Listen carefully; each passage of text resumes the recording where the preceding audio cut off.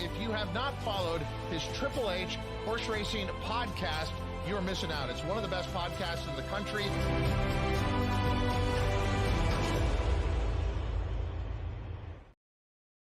Good evening and welcome to episode 249 of the HHH Racing Podcast, a surprise edition. You know why we're here, ladies and gentlemen. What an unbelievable weekend. I can't tell you.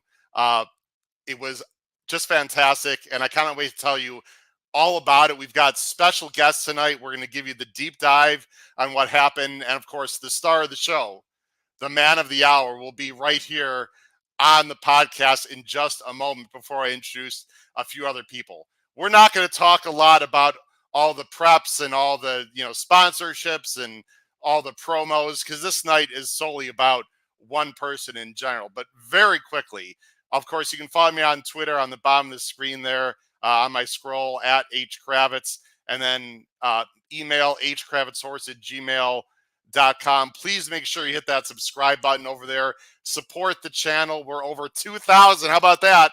Over 2,000 subscribers. Thanks to you. Please hit that subscribe button. Hit the notification bell so that you know when new content will arise. Please smash that like button. There is a lot of reasons, and I mean a lot of reasons, to smash that like button tonight. So please hit that thumbs up button. You can listen to this show on Apple Podcasts, Spotify, and Anchor. You guys know about our power picks. Just look below the video player. We can talk about this Wednesday and Thursday. What we do need to mention, though, is our website. There is a lot of new content, which I know we're going to talk about tonight, including Pete Visco will mention on the website, hhhracingpodcast.com. You're going to want to go there to check out all sorts of information. All right, ladies and gentlemen, that's it. Let's just get right to it, because what happened this weekend was special. I mean, horse racing is a lot of things, but what it's also about is relationships and enjoying victories together with people that you care about. And boy, did that happen this weekend. So let's bring on a few people first. First of all, my wonderful co-host from the great state of Maryland, Pete Visco, and also host of Bettin and Boozin, Mr. Kyle Roscoe. Let's also bring on from Hawthorne Racecourse, joining us as well, our regular guest, Mr. Jim Miller. Let's bring him on. And, well, actually, let's start with all four of us, guys. Anything happened this weekend, gentlemen, of note? Don't get me started. I mean, I can go on for days just like you can about this weekend, considering we were there together. I mean, just absolutely unbelievable. I can't even put it into words, but I'm sure we'll get into it later. The Bulls got knocked out of the play-in. Is Yes, that what you're did. talking about? No, I'm not sure we're talking about that, but okay. Jim, I like your tag on the bottom of the screen. We've talked about a Hawthorne contest. This contest this weekend, the Grade 1 Gamble, had a very exciting result, and contests are a lot of fun, Jim. We've talked about this on the show many times. I thought you wanted me on here to talk about bread pudding. So that was my sole purpose for coming on. That was good, too. And just so everyone knows, Kyle was with us at in Lexington this weekend as well. All right, let's bring on the people that I really want to bring on. First of all, let's bring on first, and we're going to do this in reverse chronological order, by celebration of all of our wonderful victories. First, the 2021 BC champ, close friend of mine, of course, and great friend of the show, Mr. Matt Miller. Matt, how you doing tonight? I've been sitting here in the waiting room for like 3 hours waiting for the show to start. I've been so excited.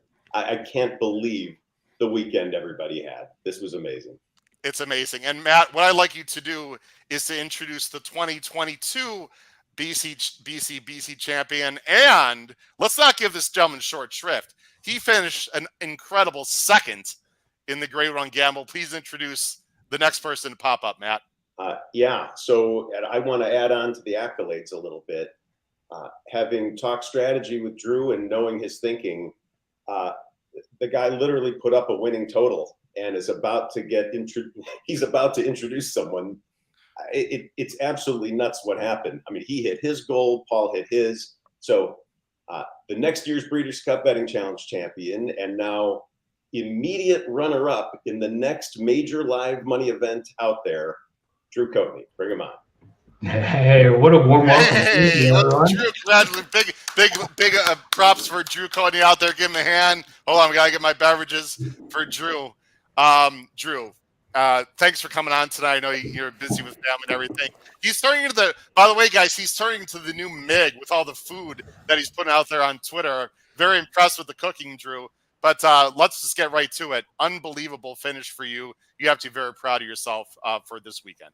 Yes, several heart attacks along the way. We'll talk about some of the roads that diverged for me, and as they say, kind of the road less taken. I wish I was taking the easier path. We'll put it that way. And Barber Road in Principe di Oro was at the center of that, and the warm shoulder I had to cry on for a while was Kyle Roscoe right here, and then. We quickly transferred to the whole crew going down and giving a winner's circle presentation with Barbara Banke and Irad Ortiz putting his arm around me. And it just washed away the pain and went back to business. Just went back to business. Yeah, we've got a lot of pictures we're going to show tonight. We really we have a ton of people watching. I know a lot of people are putting comments in the chat. Please continue to put comments in the chat. Obviously, we cannot put everyone's up. And also, those of you who are watching at home and listening later, please make sure you put comments below the video player. I guarantee Paul and Drew especially will read, and myself will read all those comments below the video player. So please make sure not only do you, if you're in the live chat right now, please continue to do that, but also comment below the video player. All right, Drew, as wonderful a job that you did this weekend, we're really only here, we all know, for one main reason. So from the 2022 BCBC champ, please introduce our next guest, Drew. I've only had a chance to be with him for about 8 or 12 hours in person, and just the character of this man, aside from his gambling, is top notch.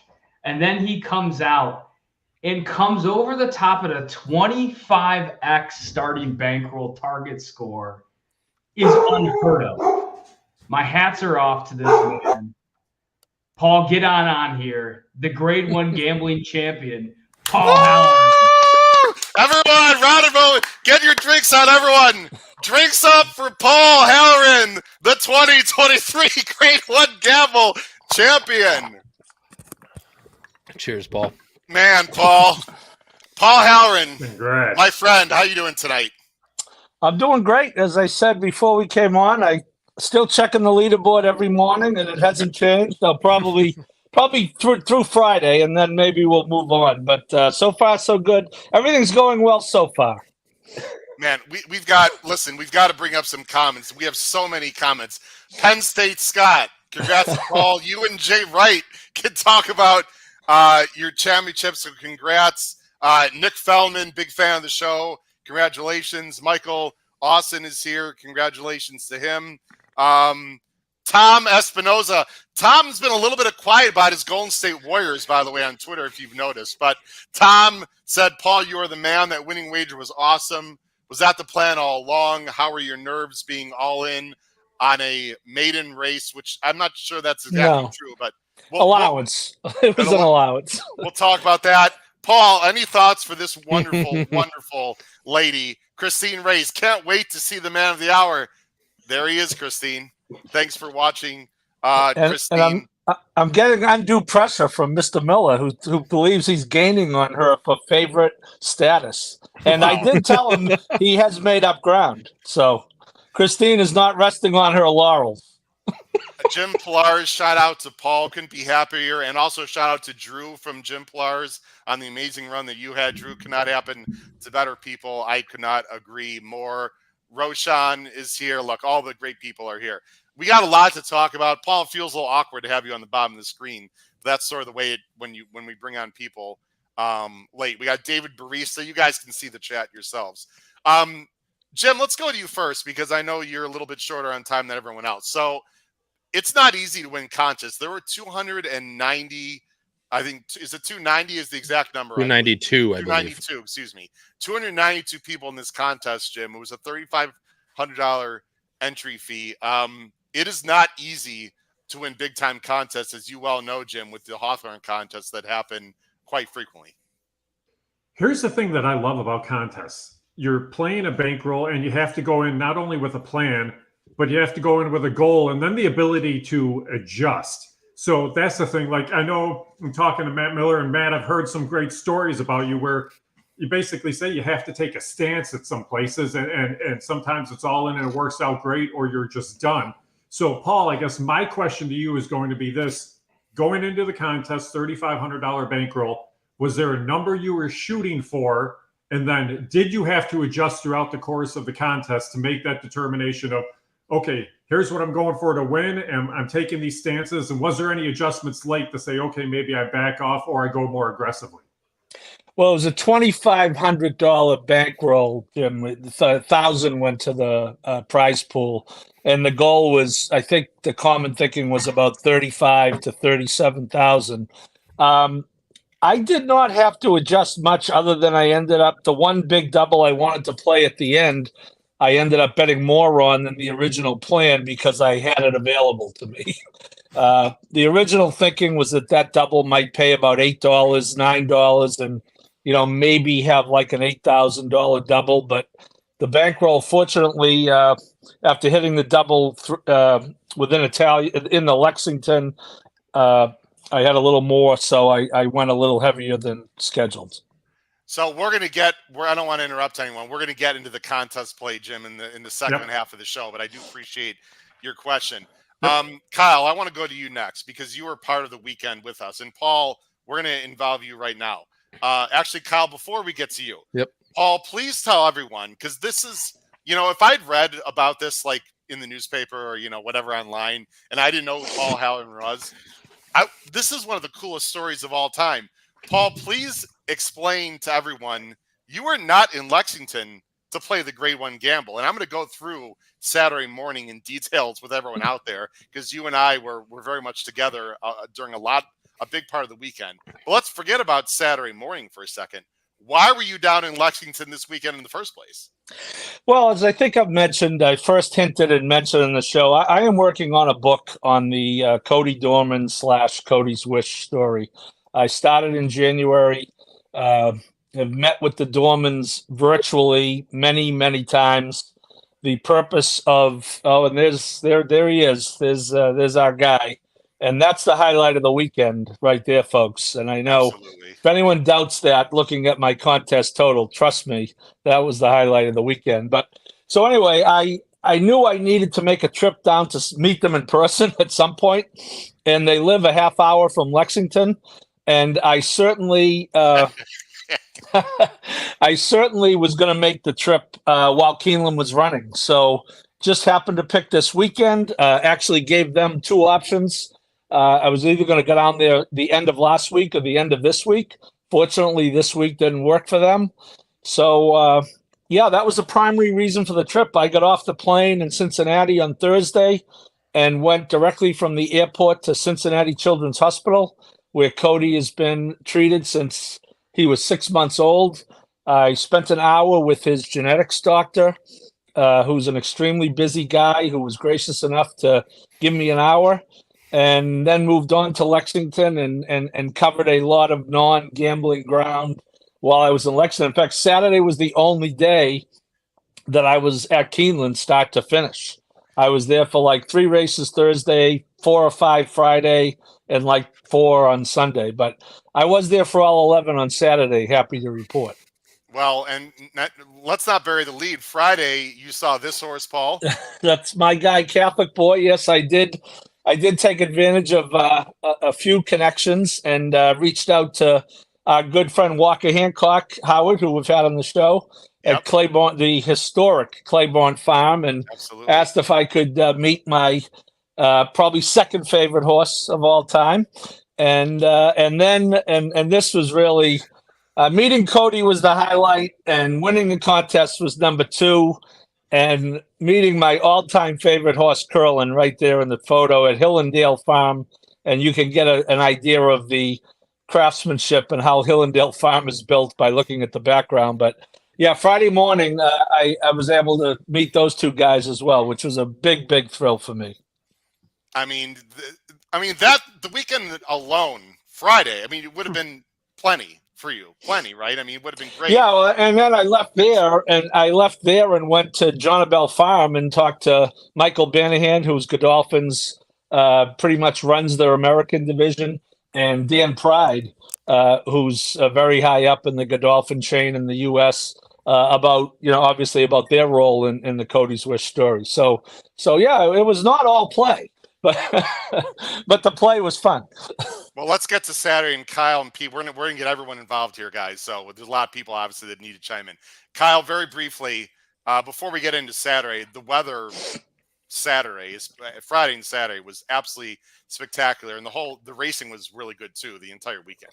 I mean, absolutely. I mean, you can't go wrong when you go on a day like Lexington Day where everyone's trying to fight for the last Derby points of the season, and to have it be 75 and not a cloud in the sky is just an added omen to the day of everything that went on. And not to mention, ups and downs. There wasn't many downs for Paul that day, as he'll touch on later, but standing with him and Drew all day. Drew was up early, had a good one early, had a bad one in the middle, and then caught a bunch late to finish second. It was just everyone. I mean, and I'll give a shout out to our good friend Marshall Graham, who finished fourth as well and claimed himself a BCBC and an HCC, which 1-2-4 for friends and co-hosts of the podcast is just an absolutely unbelievable weekend. And Pete, I know that you have plans at some point. You have not been to Keeneland or Lexington, but I know I'm assuming that's on your bucket list at some point. We got to get you on one of these trips, man, because we miss you on these trips. Hey, I'll be there in August. We'll get to hang out.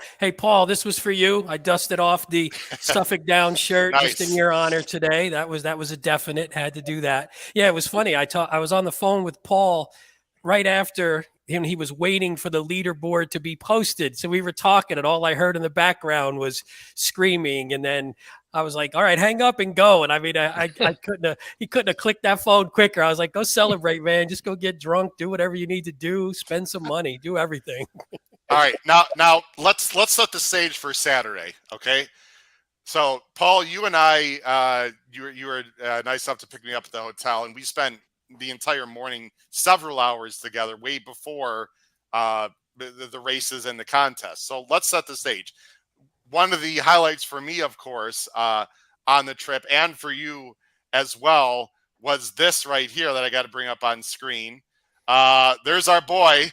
There's Tapit Trice there, Paul. And Paul, the running joke of the weekend was, Paul? That he has taken out an equine restraining order against you. That's because I was so excited to see him, but he looked good. He was walking the Shedrow, Paul. He's a very well balanced, nice looking colt now at Churchill. But it was nice to be able to go back into the backstretch and find Tapit Trice. That's a little bit lucky, also, Paul. Although we knew he was there, but I mean, you never know. The fact that we got there right after he was taking a bath and walking around the Shedrow just worked out perfectly. And thank God we got there after the bath, because it would have been embarrassing to see you try to give it to him. I don't think. Then the restraining order might have actually been a thing at that point. I don't think they would have allowed that. So now, Paul, I take zero, and I mean this in all sincerity, zero credit for what you did this weekend. However, as a journalist, let's get the facts straight. We see Tapit Trice. We're in the car. We're about to go to another interview, and I turned to you and mentioned something about a tournament and said, "Are you playing? What's your plan?" Correct? You did mention it, yeah. And I'd be honest with you, I was kind of on the bubble at that point, and I probably needed a little nudge. And yes, we will definitely give you credit for that. It's the least I could do. I drove you around all day. You did. I turned to Paul and said, I said, I'm playing in it. I think Matt's playing in it from Texas. And, obviously Drew's playing in it. Have you thought about it, blah, blah, blah. So anyway, again, I didn't convince him to play, but I brought it up. And for a lot of people that don't know, it was really a last second decision, Paul. I mean, you paid for it in full when we walked into the contest room. Right? Yeah, I think I got in about 11:15, and I think it closed at 12. So pretty good. Right now, everyone who played in the contest is Look like at Matt's reaction. That was great, Matt. Wait, Paul. Have you ever that's like coming in, yeah. bringing in the lefty, bringing in the guy from the bullpen and just, the pinch hitter and just absolutely hitting a grand slam, Drew. Drew, you almost so won. When we first met, Paul, were you entered when we were sitting down and I was like, hey, our table's over here. Come on, join us. You know what, Drew? That's a good question. I think I think so. I should have talked to you longer. Come on. I think so, because Howard and I had been there for a little bit when you came over. So I think so, but I can't be positive, to be honest with you. All right. So now let's move on. So I've got a nice, like I said, I got a bunch of pictures. So here's Paul. It was an absolutely gorgeous day. This is a balcony view. Paul, of course, before the races. That's you. That's your game face. I'm assuming. I don't. Paul's a lot happier man than it looks in that picture. Can we please give a shout out, Matt? I'd love you to chime in.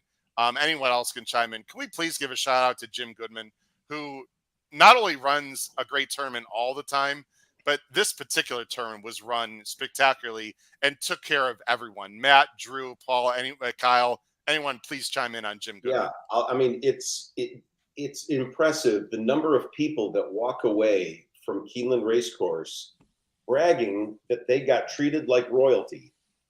And believe me, not everyone can be royalty, and yet they somehow make people there feel like that consistently. It's just the warmest, most welcome. I'll make an interesting. I saw some video of someone entering the contest. I didn't even know who they were. They were publicizing something. And I noticed Jim Goodman in the background already walking around to welcome the person and show him in and whatever. That's totally real. That wasn't like filmed for the video.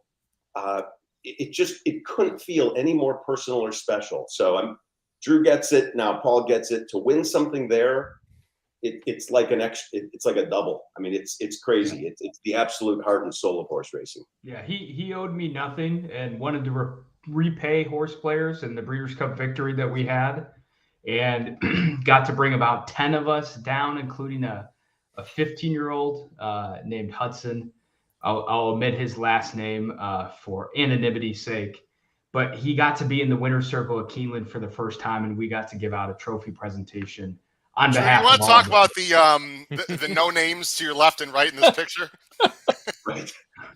So the guy on the far left, I think his name is Wesley something. Barbara Banky there. Barbara Stone Banky. Street. And then some jockey who Irad. We'll save judgment on him. And I've yet to hear the guy on the far right, maybe the valet of Irad. I feel terrible, but here's the real crew. Drew, you want to talk about it? Or sorry, Kyle, why don't you talk about who's in this picture? I think you know everyone here best. I mean, absolutely. I mean, Drew does as well, but from the right, you have the champion himself, some math teacher from Illinois, and then you got our three Hudson, who's the son of the guy in the back there. Two great guys that Drew and I met playing craps. Come on, Nurse. Come on, Nurse. That's from my good friend Matt and Neil on the far left. Two guys we randomly met at the NHC at a craps table, and they came out to witness the. Who's this guy? Did you say second from left already? Nope, I did not. And you have some random guy in a purple shirt, and then my dad to my left. So even my dad got to be a part of the weekend, which, I mean, it hits home for me, obviously. It's super amazing. Yeah, and Jim, I think this is Jim Miller. It's a good time to bring you in. Jim Goodman does a tremendous job at Keeneland with wagering. It is so important to have wonderful people behind the scenes at a racetrack, people like yourselves in the hospitality. That's what brings people back to the track. It's not just about the horses. Here's the cool thing about Keeneland, too. I mean, it's two different marquee meets in the spring and the fall. I've been fortunate to be there in times when it's not even a meet. I've been there for the Keeneland sale. I've been fortunate enough to be an observer for the graded stakes committee meetings that occur at Keeneland. And then I have been there during racing. And it doesn't matter what time of year it is. They are like that all the time. And that's the thing about it. It is horse racing country. It's kind of the heart of horse racing. I mean, you fly in and you see all the farms and it's everything that it is, but they know what it's about. And they know it's about the game and the sport and everybody involved. And I think that's the coolest thing about it that we're seeing here tonight. Okay, you do have great owners, incredible trainers, incredible riders, but they know it can't be done without the horse player either, because you have to have that support there too. And that's the thing that I think they really do just an incredible job of. And you kind of try to pattern yourself after everything that they do at Keeneland because of that.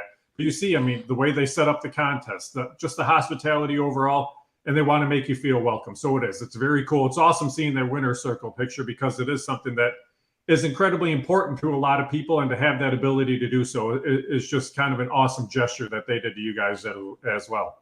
No, they were spectacular from start to finish. Now, a lot of people at home are like, okay, let's get to the contest. Let's get to the contest. All right, let's get to the heart of the matter here. Paul, you chose to be very patient early. Well, let's back up. You are not someone who plays in a lot of live money contests. You've played in some before. It's not like it's your first ever, but it's probably your first at this level, I would say, this high a level in terms of the dollar amounts. But you're no stranger to a past performance, sir. We all know how good a handicapper you are. But what were your honest expectations coming into the contest when you decided, you know what, I'm going to go for it and play today? Oh, well, the expectations, I think, realistically are, you don't go in, expecting anything. I think the hope would have been a top 10 finish, and obviously that you knew there was 6 BC spots out there, but I guess my expectation was that, I hoped I hope the horses I picked would run to form, and that I would stick to the plan. That was, if you call it an expectation or a hope, but especially sailing in uncharted waters and probably being just blissfully unaware enough of what was going on to be able to do what I did. Hey, Howard, what were your expectations for Paul in the tournament when you heard he was playing? Well, no, actually, I have a question because I assume generally Matt and Drew and Howard, you guys do these a lot. You sort of know longer in advance, so you maybe come up with a game plan. Paul, since you sort of decided last minute, did you even really have time to put a big plan together? Or maybe you just had no time to really get in your head and not overburden yourself with trying to figure out a plan and just sort of winged it a little bit and just played it by ear and just trusted your handicapping and trusted everything you've heard and everything you know about actually betting in these contests? Well, I was fortunate, Pete, in that I had obviously handicapped the late pick 5 for the show, even though I couldn't join because I was actually at the Dorman's house Thursday night. And when I looked at the early part of the card, I think it was probably Friday night it was Friday night. As I was sitting at the bar at Tony's, treating myself to a steak and baked potato and Caesar salad. It became pretty clear that I really didn't like much early, and I really liked the latter part of the card. So it wasn't hard to develop a plan because I as Drew and Matt know much better than me, you're not going to bet all 11 races. You have to bet 5 of them. And I knew my 5 were going to probably come out of the way it ended up. I did start with the 4th race, but basically it might have been 5 out of the last 6 races. I was ready to do that. Well, and by the way, you also met someone at Tony's, a fan of the show, Noah Megger, young man. That's right. I think it's Megger. I'm sorry, Noah. I think it's Mahar, by the way. Mahar? Okay. Yeah, I would think so. Right. I met Noah as well. Kyle, you met Noah. Those people that watch the show know Noah chimes in. He's a freshman at the University of Kentucky. So anyway, Paul, let's go right to the contest. So race 4, and we're not going to take an hour to go through this, but race 4, you did not win. It was won by chalk. But Drew, race 4 was won by the number 7 implementation. Terrible. I believe was terrible result. Was very important for you, correct? Terrible. So what people don't know that won't show up on any performance results is there was a late gate scratch of the 3 in this race. My payouts were 91-1 on a $100 bet, and I had a double in race 3. My whole day was centered around getting one entry up into the mark of getting about 10 grand. I can't remember the exact numbers of my targets, but getting about 10 grand to have that as like fodder for whatever happens. I was going to get close to it, and the scratch happened. They pay to the favorite wins, right? They're paying out anyone who had the 3. So it knocked the payouts down to 51-1, which was The favorite lost in the first leg live to, I really loved Ibar in that race. And the whole goal was to get to 10 grand and cut my strategy in half, more or less. So right off the bat, we're playing with adversity quick. Very well, quick. that was, I'll tell you what, that was a life and death. You know, it's such, I think here's the 7, Drew, it's such a small room for error in this game. Contest, cash play, anything. Here's the 7 getting up in a 3-way photo, Drew. Oh, see, Kyle and I thought we had it clear. Like, I don't know what it is about watching the horses. Whether it's Malathot or implementation, we got it. Like, it was, I don't know, Kyle. I don't remember having to sweat on that one as much as I did others. No, okay. I mean, for sure. I mean, it kept coming over the top. We thought he was going to draw off, and then all of a sudden did hanging job in the stretch. It seemed like how it went the whole weekend. It took him a while to get there. Now, let's go to race 7, Paul, because this is where the shit gets real interesting. You have a jockey that I love, you love even more. He's been on this show. Race 7, let me just bring up the PPs. And you talk about margin for error. Please tell everyone the importance of race 7 on Saturday at Keeneland, Paul, for you. Yeah, so I had only made one wager to that point. In that race that you just showed, I did like that 7. I played two $200 doubles into the 5th race and did not hit it. I went into the day with my best bet of the day, and individually being Barber Road. And I was going to kind of live and die with him. So what I did was in race 6, I bet 2 $500 doubles and a $100 double into Barber Road. And then with $1,000 sitting around getting dusty in the account, figuring Barber Road pretty much needed to win for me to do significant damage down the line. So I bought a win ticket on Barber Road as well. So it was all in race 7. And, you lose, you play the pick 4 and you go on with the rest of your day. And so, just real quick, if the 4 wins, both my entries are at like 5. I'm all in on another entry on Principe d'Oro here. So it's a huge race for me as well. So the 4 got the lead and was doing it relatively comfortably. The ride on Barber Road, Paul, you don't see this too often. He smelled that Principe d'Oro was slowing it down on the front. Here's Barber Road. I'm going to let the whole race run through.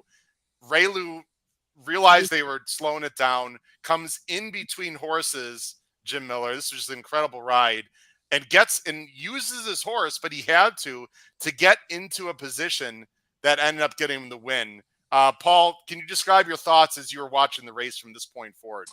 Well, I mean, the 4's the favorite. I believe he had Irad on him, if I'm not mistaken.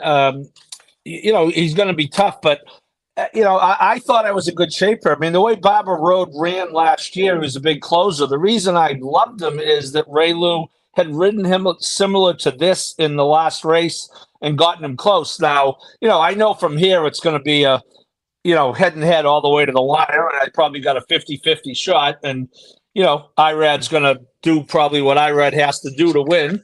But it just looks like our guy Barber is a little late switching leads there. I'm happy he finally did. Let me interrupt you. Drew, your thoughts at this point, right at this moment. Yeah, because my whole contest day was centered on this race. $1,700. I was going to get up to 5 or whatever, 9 to 5 I was going to pay on $1,700.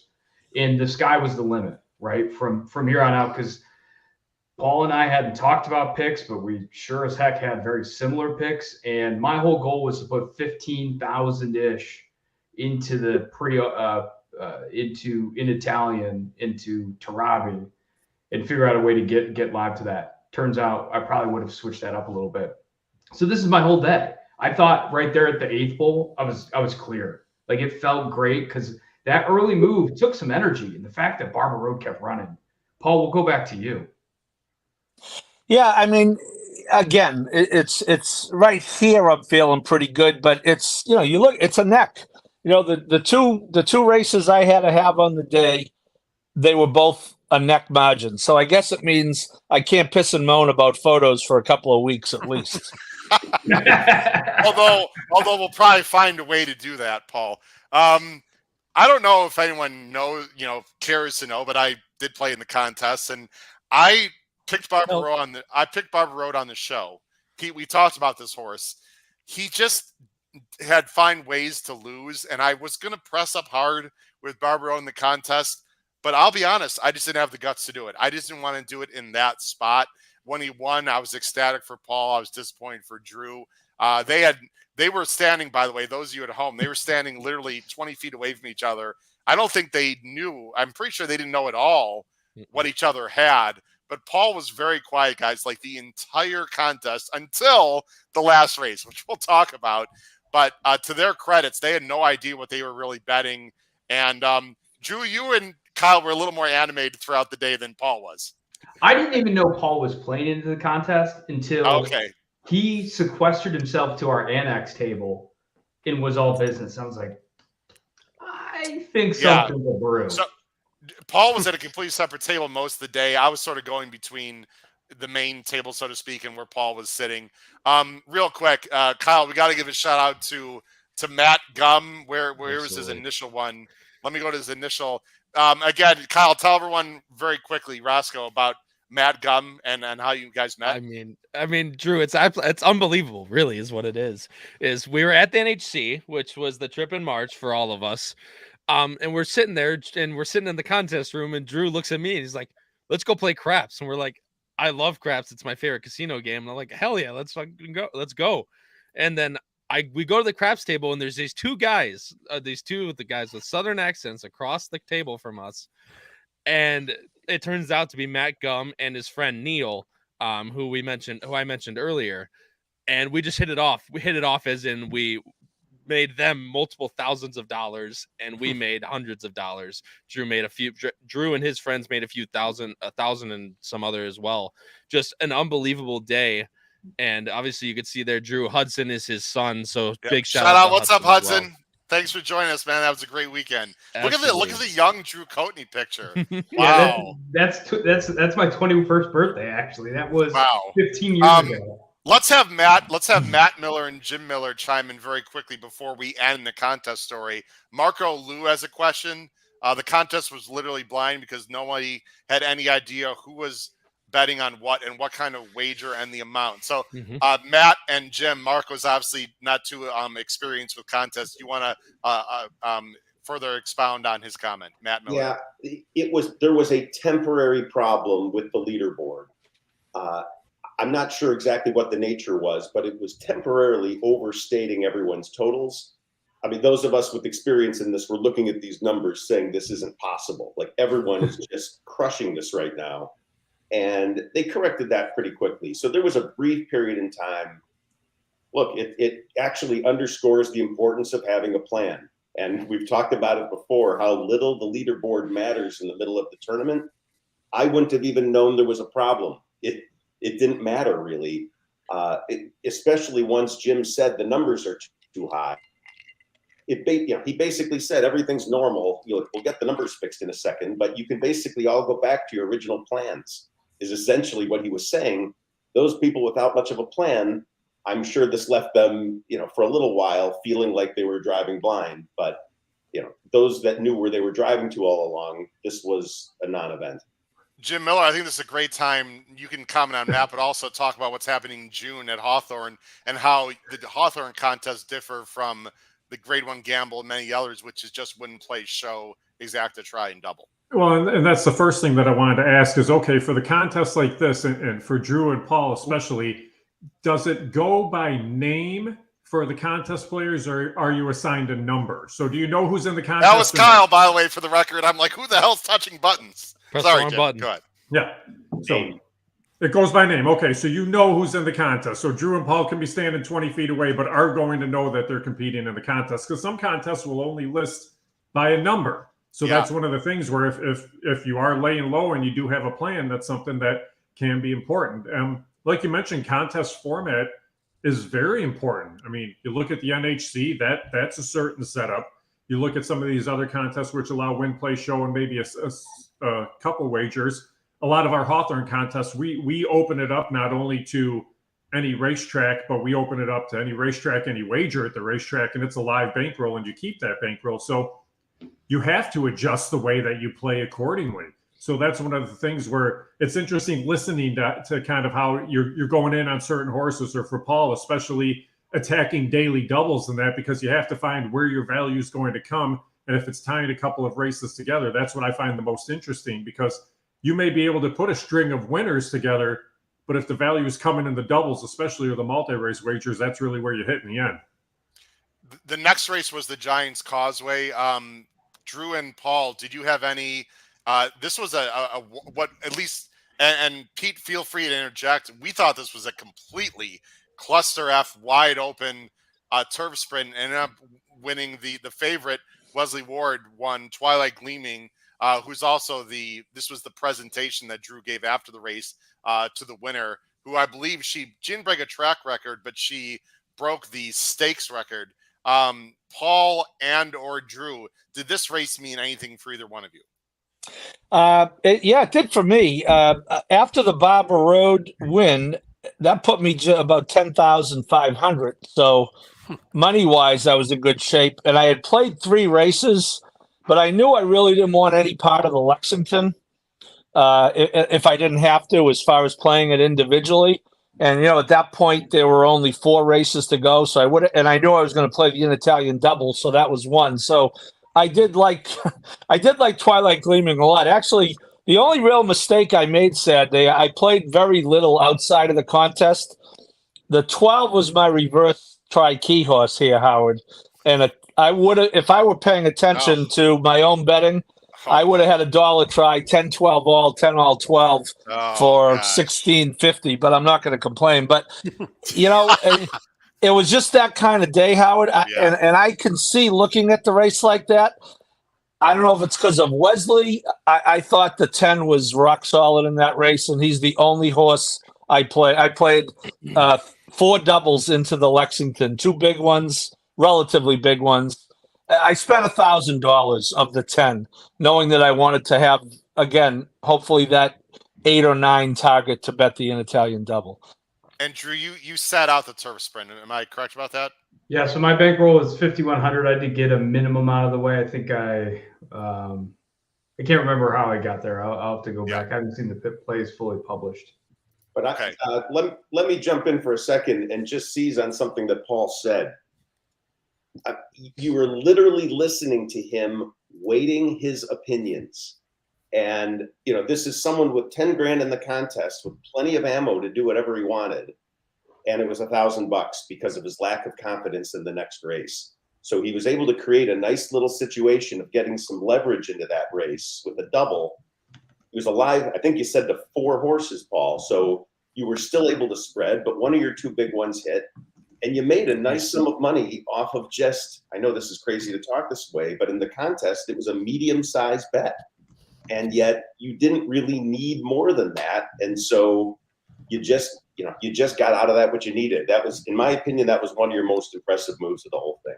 Yeah, I bet $1,040 and cashed for $6,084. So it was about a $6,000 net, which put me, at 15.5 going into the Italian race. Paul, do you want to address the Nick Feldman question? He said, were you able to make your wagers on your phone app, or did you make a special app? Thinking of Drew's story, betting like 190 tickets on Flightline. Yeah, no, it's on the machines. And I got to tell you, I never use the machines. I play 95% of my play goes through Naira Bets, even when I'm at a racetrack or a Naira track. As a matter of fact, because of that, there was a funny story in the middle of the day when I went to bet the 1,000 to win on Barber Road, because as Drew knows, you could only bet 500 at a time. That's why he has a prosthetic finger after the Flightline race. I hit my first ticket, I hit 7 instead of 1. I bet 500 to win on the 7, which of course I didn't want. And I had to go get Jim Goodman to help me cancel it. I couldn't even, and maybe I was a little, the nerves were starting to show. But yeah, no, it's on the machines, and the highest you can bet on any individual bet is a $500 base, and I didn't have to do what Drew did at the end, but I did have to in order to play the doubles that I wanted within Italian, it took a while. Kyle and Pete, I think this would be a good time to bring you guys in. Paul's betting amounts that are crazy. I mean, how do you guys feel? How do you think you would feel? Kyle, you've had a little bit of experience to that. Pete, maybe you have also, of you're betting way outside of your means, but when in Rome, you got to do it. So, Kyle and Pete, have you been in that situation similar to what Paul was, where you're just betting ridiculous amounts but you understand why and how you felt about that? I've lived in that situation vicariously is what I've done. Standing next to, you made me go place one of those bets. Yeah. At the BCBC for like $2,500 or whatever. Yes. I physically made Kyle go to the machine just to get the feel of pressing it. Sorry. I think I broke a law. I think it's okay. I don't think I'll get in trouble. Sorry. If it is, come after me, not him, because that's my fault. But I've lived vicariously through it. And would I be able to? Honestly, if the Justify, and I trust my opinions, everyone on the show knows that if I trust my opinions, I'm going to hammer that opinion to be able to cash well, especially if it's my biggest opinion on the day. I'm going to get paid for it. So betting ludicrous amounts it's only valuable in relativeness, I guess is a way to put it, is monopoly money.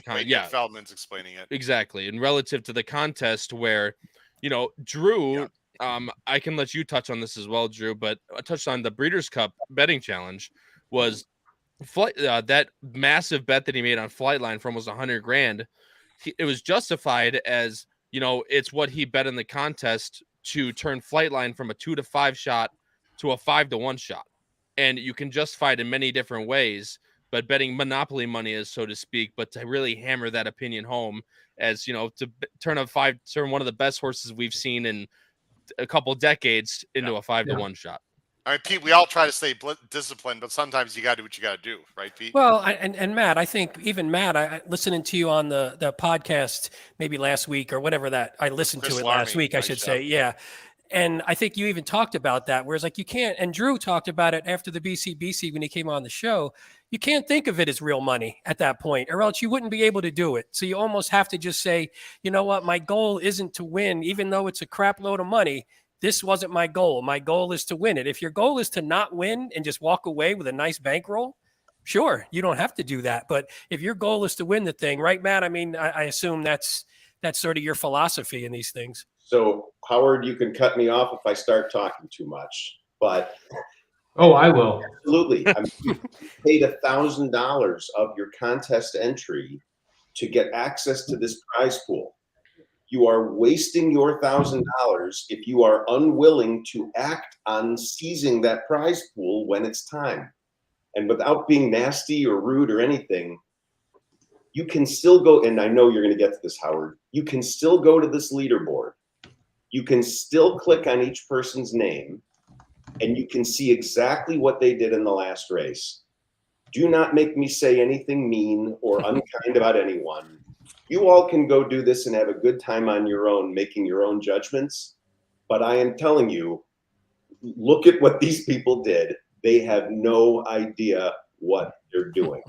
It's crazy as I'm looking down the leaderboard. And I think, Jim, you were talking about the importance of looking around the poker table and seeing who you're sitting with.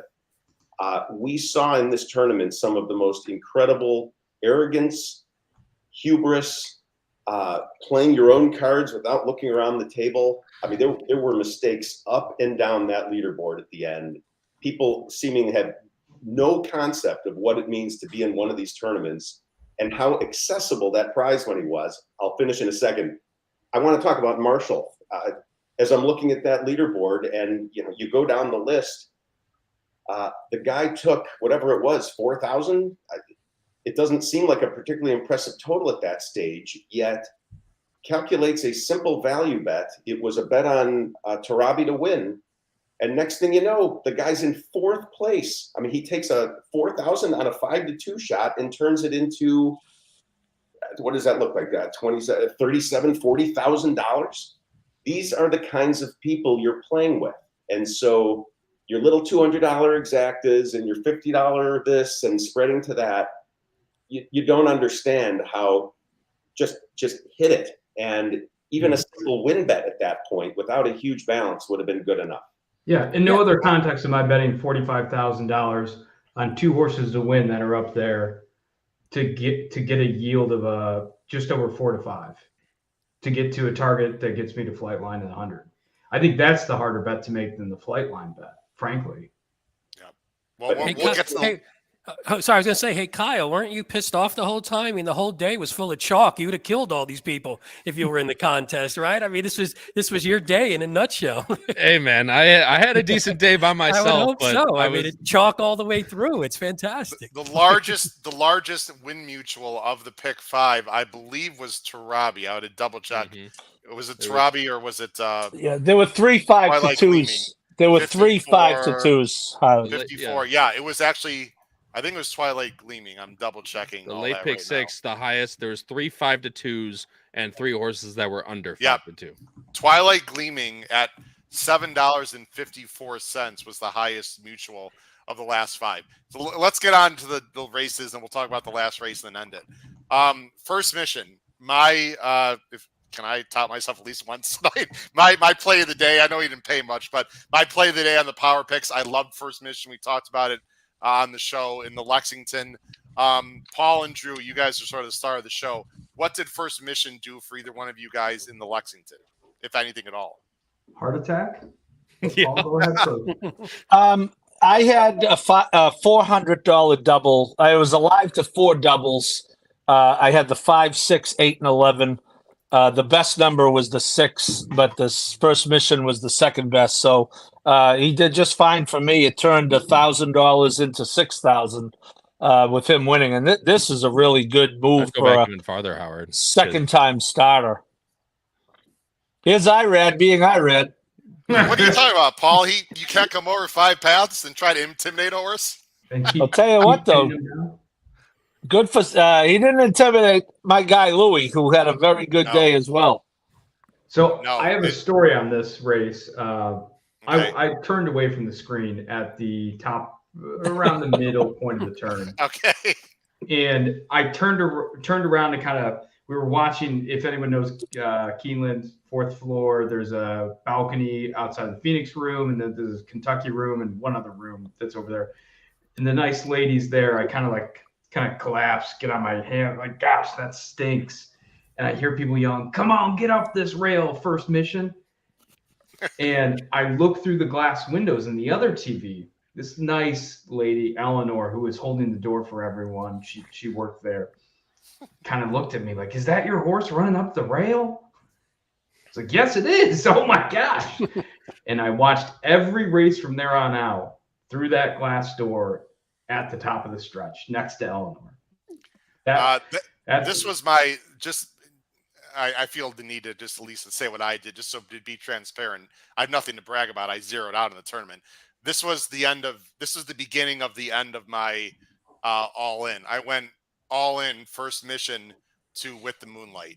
In hindsight, I got a little cheeky with the Moonlight. I did it mainly because I needed to get to a number. I had second-itis up to that point. If With the Moonlight had won, I would have gotten about 8-10 grand, which would have put where I wanted to. If I did a double with the horse that in Italian, I would have gotten about 3,000 or 4,000. It was a mistake, Jim Miller. In hindsight, I should have just taken the obvious one there. I wanted to get to a higher total. From a pure horse racing perspective, Jim Miller, First Mission, I think it's going to Preakness. This is a nice horse. Yeah, it is a nice horse, and that was a really nice race too, and should be targeting the Preakness. But the thing that intrigues me, and I like that you talked about it though, is you took a stance, and you had to, and sometimes it doesn't work. But even going back to kind of how Matt was talking about contest players and that, I see so many times, even in our contests, where you're seeing people sitting there with, and these are the contests where you can take money home. They're sitting there with $400 or $500, $600 and never really taking the shots. And it's a lot of small shots left and right. And you're right. You look around the room and you're like, I don't even really have to worry about those players because those are not the ones that are going to affect things overall. But your dog agrees. You took a shot. My dog's even saying it too. I mean, they're saying it there in the background. But it's one of those things where, yes, you could have played things differently and maybe had a different outcome, but you took a stance, and that stance would have paid off and put you in a position where you would have been on that leaderboard that we were looking at there with with Marshall Graham and kind of the positioning that he was in at that point too. Matt, let me one quick thing. The other reason, and I'm sure this is stinking thinking, and Matt, feel free to rip on me. I knew a lot of people were going to be all in on In Italian. And I was trying to be a little bit cheeky there, Jim, where if With the Moonlight does upset In Italian, I'm really going to be in a nice spot because I just figured a lot of people are going to be all in on In Italian. So I thought In Italian was the best horse, obviously. I was trying to be a bit contrarian. It just didn't work out, Matt. Hey, Matt, real quick before you think, hey, Paul, is it not surprising that Howard crapped out betting against an Italian? I mean, was that the lock of the day? I mean, Pete, I hadn't thought of that, but it makes perfect sense. His bias against the Italians reared its ugly head again. I mean, it's no shock to me. Go ahead, Matt. Sorry. Well, I mean, actually, I'm going to say this in Howard's favor. Look how right he was with that stance. He was in an awful lot of trouble if In Italian won. There's two people on this screen right now that still had him in hand, and they had the winner in the last little did he know. And so Howard, in retrospect, you lost, but it was a terrific place to take a stand. You were getting terrific value. And I'm going to address, I think it was Nick asking in the comments, this is not a rip on Keeneland directly, but we've all seen the late odds changes there. It is tough, especially in a contest like this with large dollars. It's really tough to know what's going to happen to your odds at the last second, or if I'm going to be really shitty, during the race.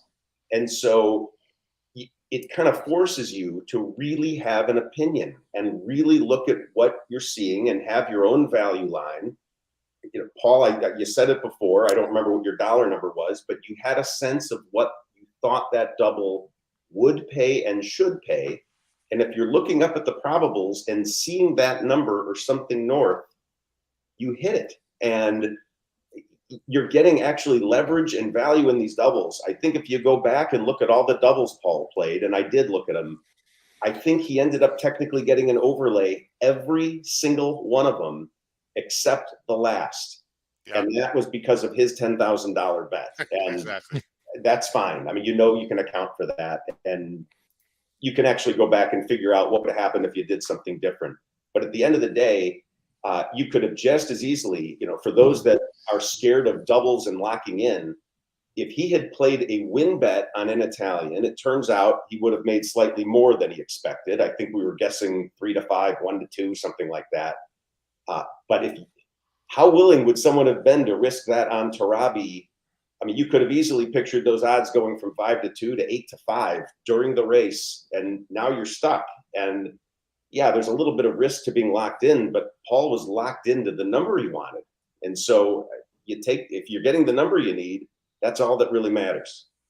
Paul in Italian was absolutely awesome.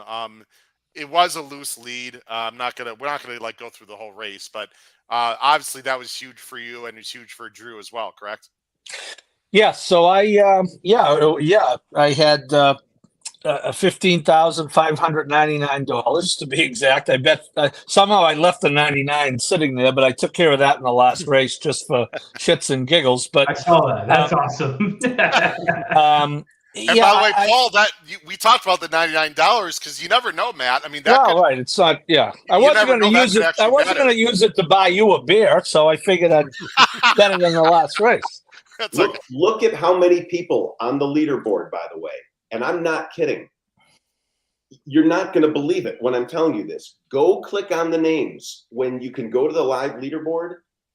Look at how many people had something similar, Paul, to what you're talking about and chose to throw it on a random horse.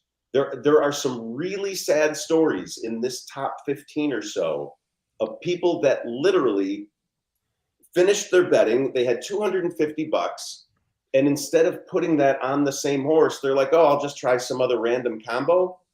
Some of these people, and I don't want to rip them, but some of these people that just missed spots literally peed on their money at the end. And if my recollection is right, Paul, I think you literally took the $99 and just put it on the same horse as you had, which is exactly So I thought in Italian I was pretty good, but although I will say I did play one double, Howard, with the Moonlight into Tarabi. And the way it turns out, and I forget the probables, but I believe, looking at the leaderboard, I think I'm pretty sure I would have got a top 6 if that had occurred. I don't know. Charlie Appleby Insanity Insurance, whatever you want to call it. But, the big play was the double that I intended to play all day. And I did think the 3, I thought if Tarabi lost, it would be the 3. So I did come back with a $4,000 double on 2-3 and would have ended up with about the same total that I ended up with had the 3 won. So that's what I did. All right, so here's the crucial thing that we got to talk about to end the show. Paul, you decided to go all in. This was a flat structure where the top, 6 got the BCBC. I think top 10 got the NHC. But the difference in the prize pool was huge. So people want to know, was it worth the risk of betting, 16,000, Paul, you had in the last race to get to where you are? And I just want to mention, because we haven't mentioned his name yet, Mike Somich is an excellent player. He's a good guy. Congratulations to Mike Somich for finishing 3rd. He was in 1st going in to the last race, and he felt like he could just sit on his money and win. It didn't work out for him, but I do just want to throw a public congratulations out to Mike Somich for an excellent job finishing 3rd. Paul, Matt, and Drew, talk about your risk calculations from the penultimate race with an Italian in the last race. Either one of you can speak for a few minutes. Drew, why don't you go? I've talked enough, Drew. You go first. Yeah, I'll be quick. I mean, my goal was, and I always save the write-ups. I do write-ups even if I'm not publishing them, because I got started doing write-ups for Woodbine, really seriously thinking about it. And then I added the contest strategy on top of it. And the goal was a $15,000 double, which would have snapped Paul. And if Principe di Oro wins, I'm going to be right up there with him. It didn't happen, right? So my goal was 15x. Once that, I kind of had the contingency plan wrote out. Hey, if it's 15x and the Principe di Oro wins and I got $5,000 in my bankroll, let's do it. And it was 3 win bets on 3 horses to win the contest. I mean, in a lot of years, that wins it. I was going to get to 30, anywhere between, like, at the end of the price drops, 30 to 35,000, with the best result being Tarabi at 37 and change, with that walking in the gate going to 5-2. So it wasn't, to me, it wasn't much of a risk because I knew what my target was. And some people have been talking about, in the chat, hey, how do you get into the mindset of Monopoly money? It's the target, right? And if you need that money, you probably shouldn't be playing in the contest, or just be happy with where you are. So it's kind of a situation of where you are in your life and your personal finances, making sure you're playing it correctly. But I play these every weekend, for the most part, by myself, mini contests. And I'll reserve, and I'll let you jump in here in a second, Matt. I reserve the right to not make that final wager, because there's no point. It's not in the context of the contest. There's no point in risking $1,000 when I started with 100 to jump up to 4,000 when there's no bonus money that we're playing for here. So I did everything I wanted, just like in the Breeders' Cup. I had the same reaction I did as the Breeders' Cup, and I celebrated even harder when I knew Paul had destroyed me, because I hit my target. My plan was executed. I had outs in the whole situation with 3 horses in the last race and faced 2 big adversities, Principe di Oro and the gate scratch of the 3. I couldn't ask for any more. And for Paul, the guy he is, to win it, and I don't know, I don't want to get all teary-eyed on it, but knew the guy for literally 12 hours, and what a cool story to have it happen. This story sounds so familiar, Kyle Roscoe, doesn't it? Matt, go ahead, Matt. Matt, you want to chime in? So we need to make a bigger deal out of what Drew did. And I'm not sure, Drew, you just gave justice to your own story here. You set a pre-tournament target of 15x on $2,500 and had 3 horses in the last race that would have gotten you to that total, which would have won this tournament in 8 of the last 10 years. That's bonkers. And the fact that you got snapped by somebody on the screen that we're buddies with is even crazier. But I mean, dude, that is a winning tournament you played, period. And so it's just bad luck that you ran up against a monster. It's good luck it happened to be a friend. But, dude, that was a heck of a performance. And to be alive to 3 horses to win this thing in just about any other year, I don't know in the history of that tournament that's ever happened before. It's unbelievable. You did fantastic. Paul, you bet 16,000. So anyone wants to like poo-poo your decision, Paul, you bet 16,000 not to get to 60, to get to 135 plus NHC plus BCBC. So you turned, I'm looking right now, I'm not going to show the screen. The double paid 11.98 for 2. So the double that you played was almost exactly 5 to 1. You turned to 5 to 1, right? If you bet 16,000 5 to 1, you'd have 80. You made it, you turned it into like a 10 to 1 is what you did. So I mean, you, for anyone that wants to question what you did, and the win mutual was 746, everyone. So you, instead of putting a win bet on Tarabi and only getting a little more than 5 to 2, you basically said instead of the 5 to 2, and you loved an Italian so much, which was an obvious play by most accounts, you turned into a 10 to 1 plus. You were willing to take that risk, Paul, because if you sat on your hands, Paul, you would have still gotten most likely a BCBC and an NHC. But the big difference is the prize money would have only been about 7,000, and instead you got 75. That is worth the gamble, correct, Paul?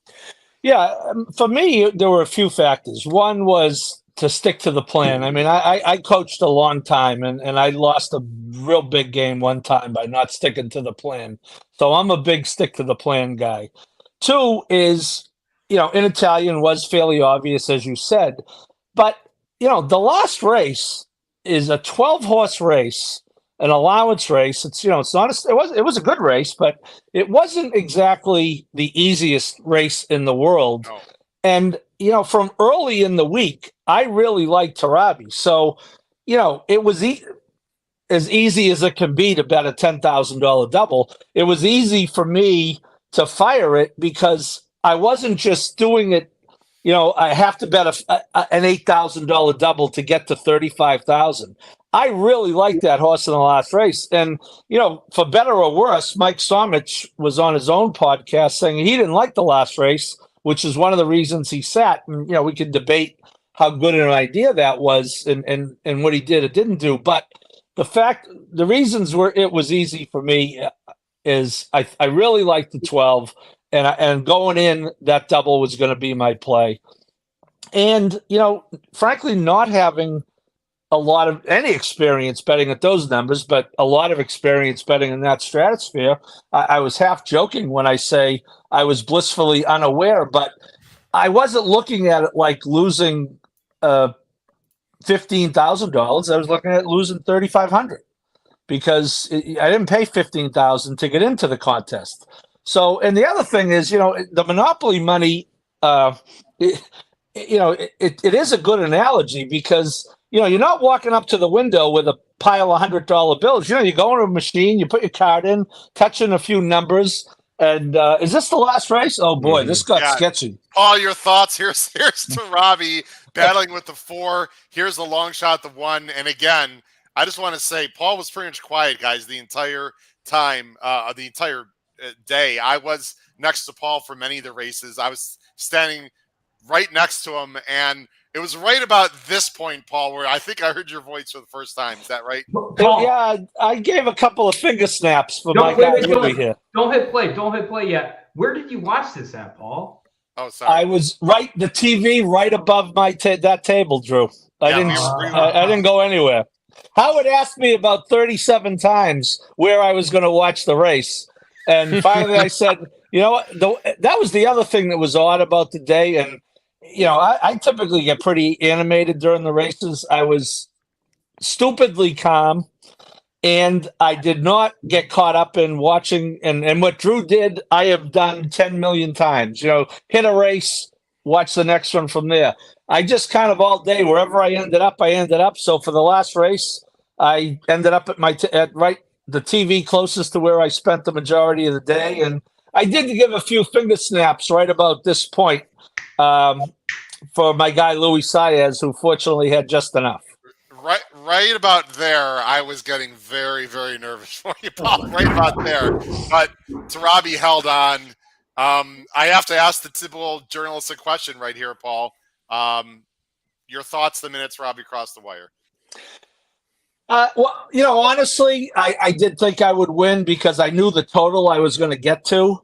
And, if you go into it with pretty much everyone figuring you got to be in that 35 to 40 range, I figured it's unlikely anyone's going to get to 60. To be honest with you, Howard, as I said this, and it is a lot of money, but the money comes and goes, and the camaraderie in the room, and Drew was not exaggerating. I don't know that Drew could have been any happier. You see him there; he's smiling much more than I am. That and the things I was most pleased with were, obviously the horses I liked ran, but I'm no genius. We already documented that the highest price was 5-2, but I am pleased that I was willing to do what I did at the end, which was the plan all along. Hey, Matt Miller and Kyle, Drew, go to the wall and grab the picture from the Breeders' Cup. Hold that up and show us what that looks like compared to this. It's crazy. I mean, this there's is the picture. Drew's, Kyle's got it up. I'll show this picture. Looks like the same place.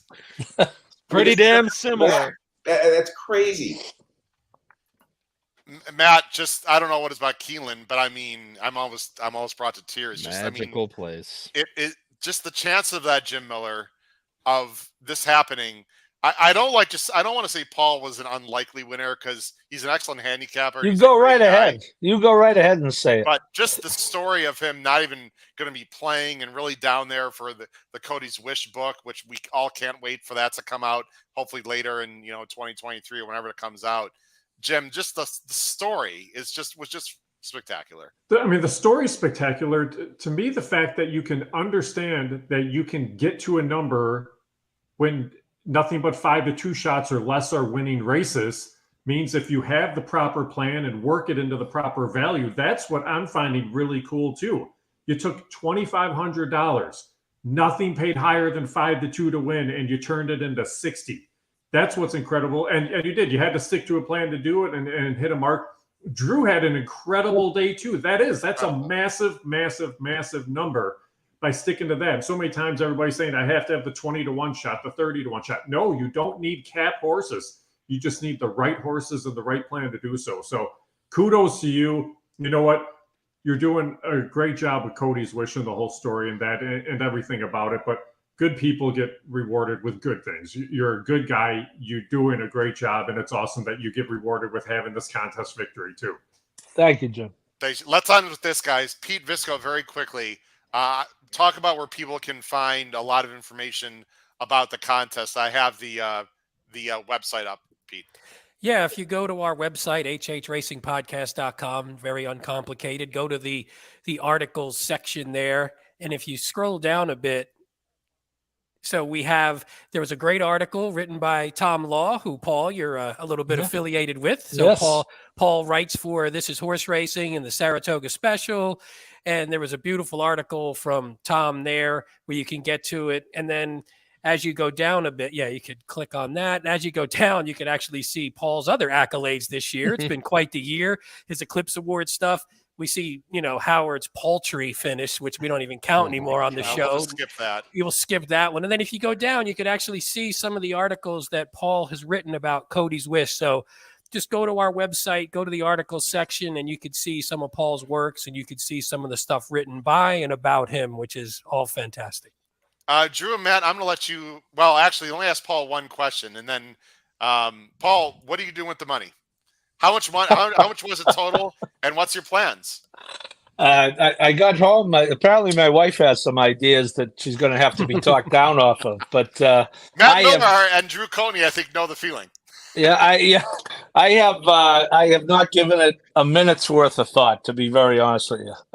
My daughter's reminded me her birthday is in October. I told her a lot can happen between now and then. I think it's safe to say I'll be back to Keeneland at some point.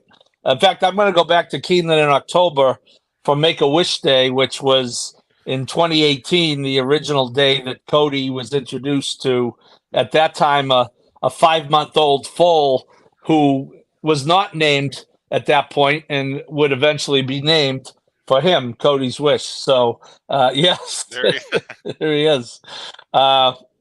So I had, you know what? I'm just, as I said, I was bringing the trash and recycling out this morning. So, and back to work today, like everyone else. Drew and Matt, I'll let you have your last say, and then I want to end with Paul with any final comments or any things that he wants to shout I out. will say real quick, guys, I have to go real quick, but again, congratulations to Paul. Congratulations to Drew, guys. Absolutely amazing weekend. Can't wait for the next one. Bettin and Boozin tomorrow night, 9 p.m. with Kyle That's Roscoe. right. Thanks, That's Kyle. right. Thanks guys. Kyle. Bye-bye. Matt and Drew, real quick, any final thoughts for Paul? And then Paul, we'll let you end it. Yeah, I'll go, and you can take me off. The roll isn't over. You've got a BC seat. Yep. Both, and I'm talking to both of you. We're all going back to the NHC. This does not have to end. So the fact is, you'll see. We've got a great crew, and I'm thrilled, Paul. Right, the idea of you joining for the Breeders' Cup, for the NHC, you'll see. And if we keep qualifying for more stuff, this just gets better and better. So it's great. It's great to be playing with people that are playing with a plan.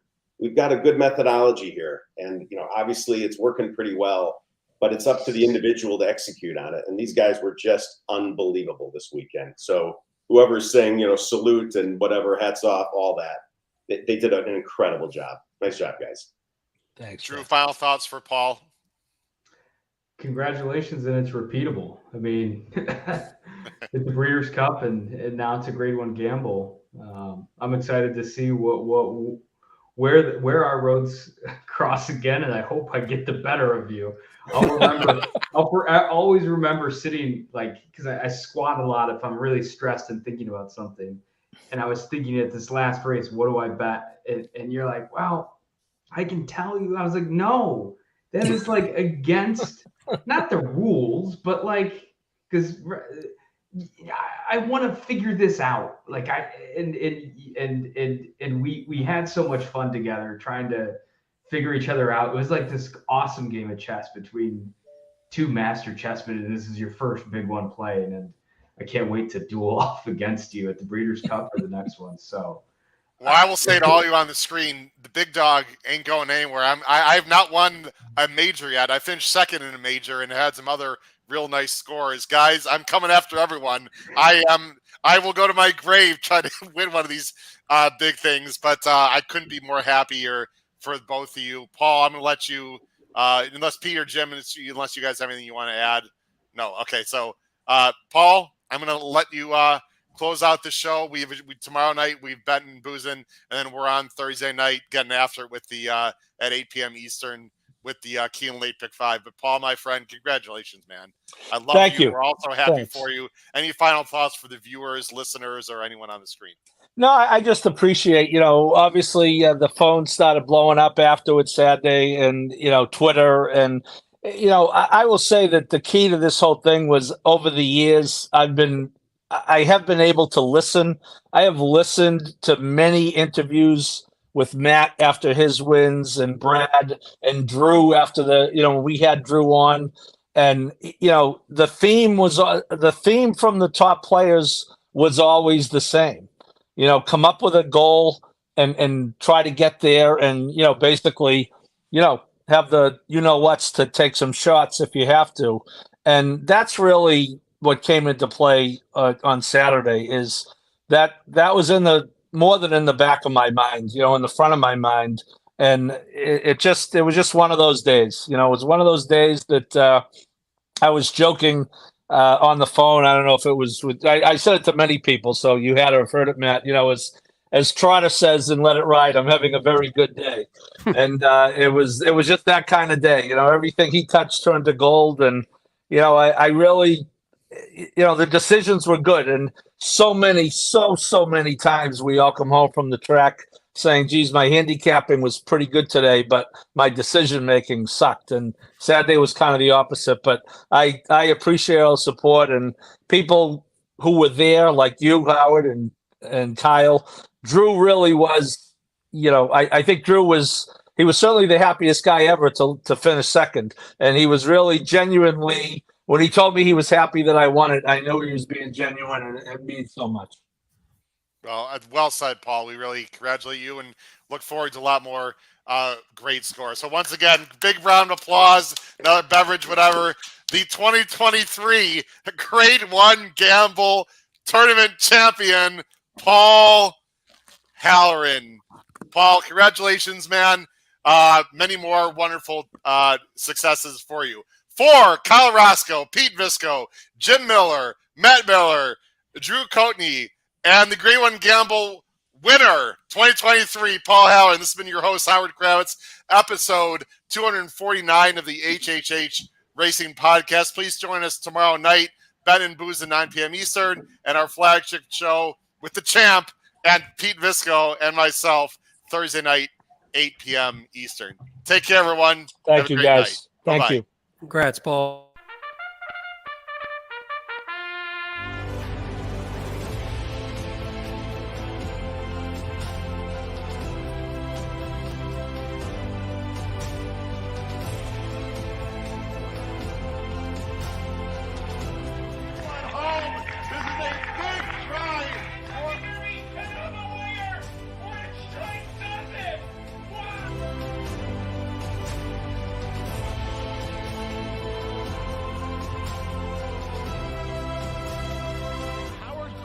If you have not followed his Triple H Horse Racing podcast, you're missing out. It's one of the best podcasts in the country.